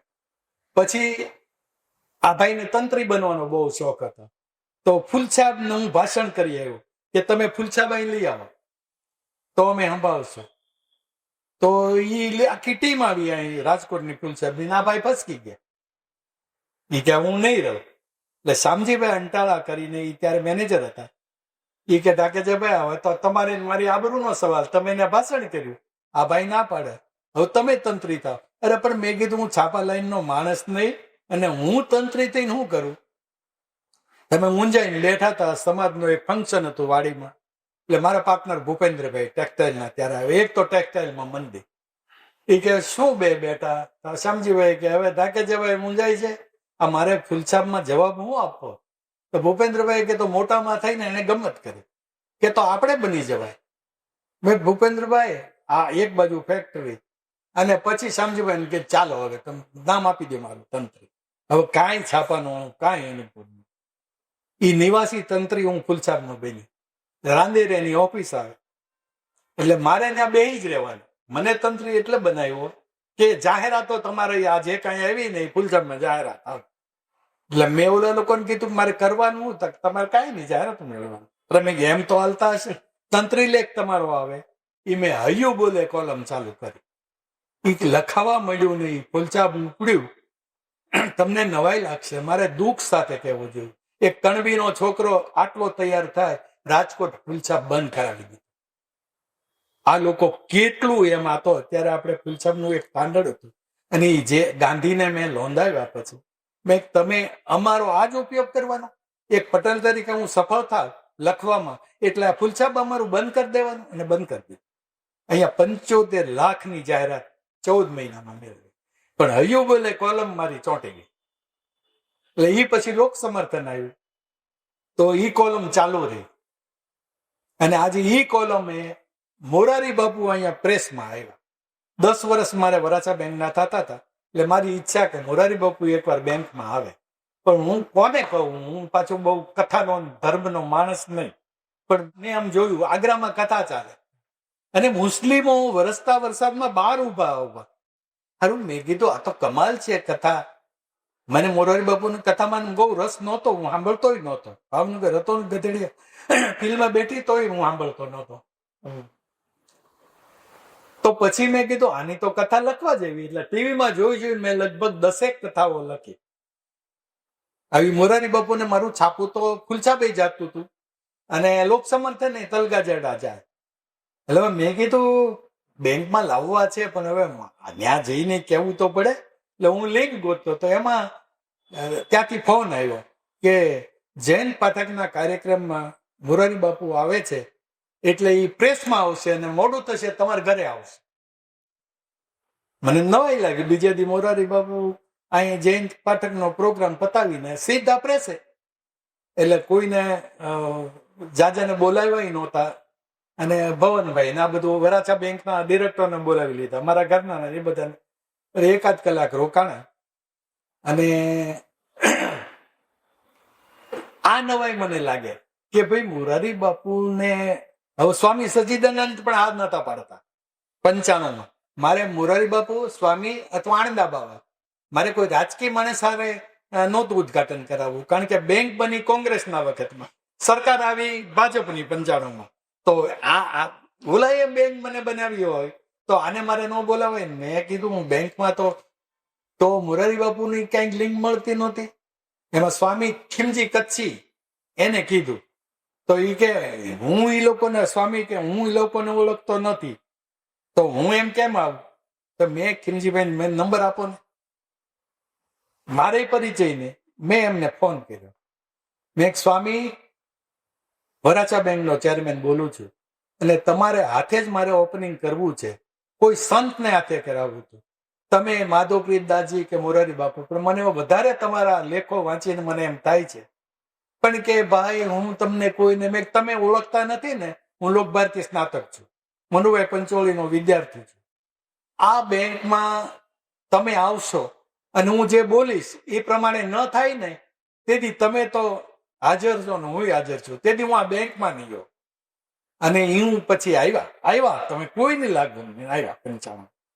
અને મેં મારા પ્રવચનમાં જે કીધું, સ્વામી અમે છે ને આ અમારા માટે નથી બનાવી, લોકો માટે બેંક બનાવી છે. અમે ડિરેક્ટર તો આ તમે વૃક્ષ વાવો છો એનું અમે પિંજરું બનીને એનું રક્ષણ કરશું, અમે એને પાણી પાશું, પણ ક્યારેય અમે ભ્રષ્ટાચાર નહીં થવા દઈએ. આજે અમે અહેવાલ દર વર્ષે બેંકનું મોકલીએ. અને આજે એટલે આ કહેવાનો મતલબ એમ કે હંમેશા છે ને એ આ ટાઈપનું તમે વર્તન કરો તો એળે નથી જતું. એટલે આ સંસ્થા છે એ રાજમાં આ નીતિ હમાયેલી છે. છેલ્લો પ્રશ્ન પીવી ઢાકેચાનું કહેવાય તો એક જ વાક્યમાં તો થોડાક જ વાક્યોમાં એમના આખા જીવનનો નિચોડ અને એમની શીખ તો શું હોય છે? હું એમ શીખ્યો છું, પણ મેં તમને કીધું એમ કે ભાઈ હું શીખ્યો છું એ મારા જીવન પૂરતું, એ બીજાનું અત્યારે કામ લાગે એવું નથી. અને જો કામ લાગે તો એ જૂનું નથી. માનો કે બાકી બધું બદલાય છે પણ પ્રમાણિકતા, સત્ય, વચન, વફાદારી આ તો બદલાતી નથી.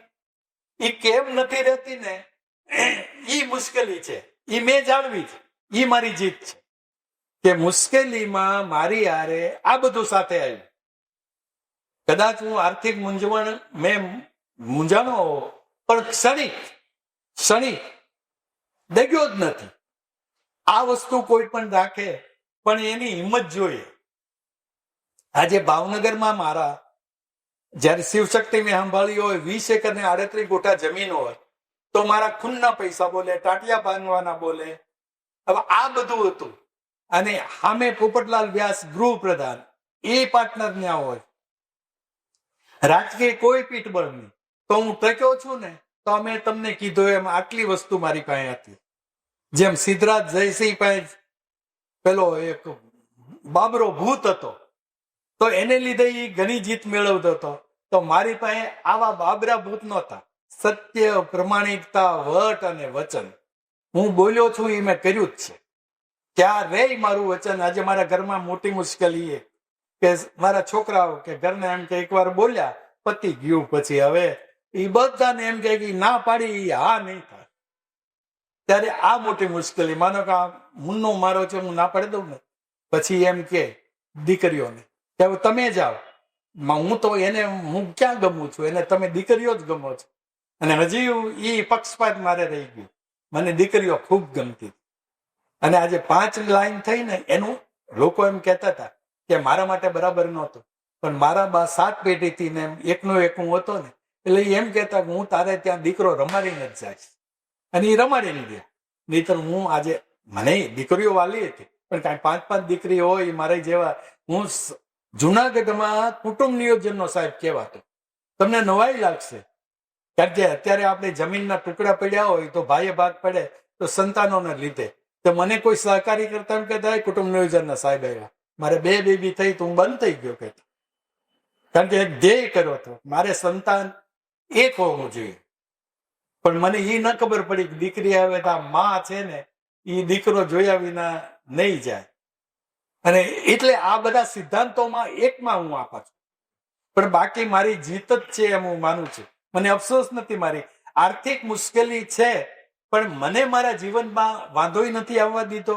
એ રીતે હું જીવું છું. અને બધાને એવું કહું છું કે ભાઈ જો આવું રહી તો રાખજો, લાભ છે એમ. ખરેખર ખૂબ જ ગમ્યું. અને કહેવાય ને કે ઉષા મહેતા વિશે મેં સાંભળ્યું અને વાંચ્યું ત્યાર પછી જો ગાંધીયન ટીચિંગના કોઈ સારા એવા વ્યક્તિને મેળવો હોય તો આજે પીબી ઢાકેચા સાહેબ હતા. અને તમને પણ આ પોડકાસ્ટથી તમને પણ ગમ્યું હોય છે. છેલ્લે દાદા એક જ તમારું નામ પૂછવાનું રહી ગયું કે પીબી ઢાકેચા છે તો એનું પૂરું નામ શું છે?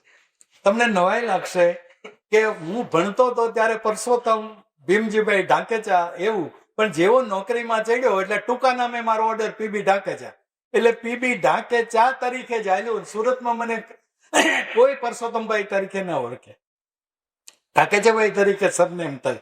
એટલે સામાન્ય રીતે પરસોત્તમ એટલે દાસ કહેવાય. હા, એટલે ફૂલ નામ મને નોકરીને લીધે પીબી ઢાકેચા હાલી ગયું. અંતમાં એક આપણે સાહેબના ચરિત્ર વિશે અને એમની એક લાઈનથી જ આપણે અંત કરીશું. આમ તો વાત આપણે થઈ હતી યુપીએસસી માટેની, એટલે એમાંથી મને એક ખૂબ જ વાક્ય ગમે છે સરસ, અને એ દાદા માટે ખૂબ જ એકદમ કહેવાય ને કે રિફ્લેક્ટ થાય છે. તો તમને બધાને પણ કહીશ કે શીલમ પરમ ભૂષણમ, એટલે કે જે ચરિત્ર છે એ જ સાચું ઘરેણું છે. અને દાદાના જીવનથી અને દાદાના વ્યક્તિત્વથી આજે પણ રિફ્લેક્ટ થાય છે. અને કહેવાય ને કે સત્યની ક્યારેય હાર થતી નથી, સત્યમેવ જયતે. ત્યાં સુધી તમે બધા જ પોતપોતાનું ધ્યાન રાખશો. ત્યાં સુધી આપણે આગલા જ પોડકાસ્ટમાં આવી જ નવી પર્સનાલિટી સાથે મળીશું. જય હિન્દ, જય ભારત.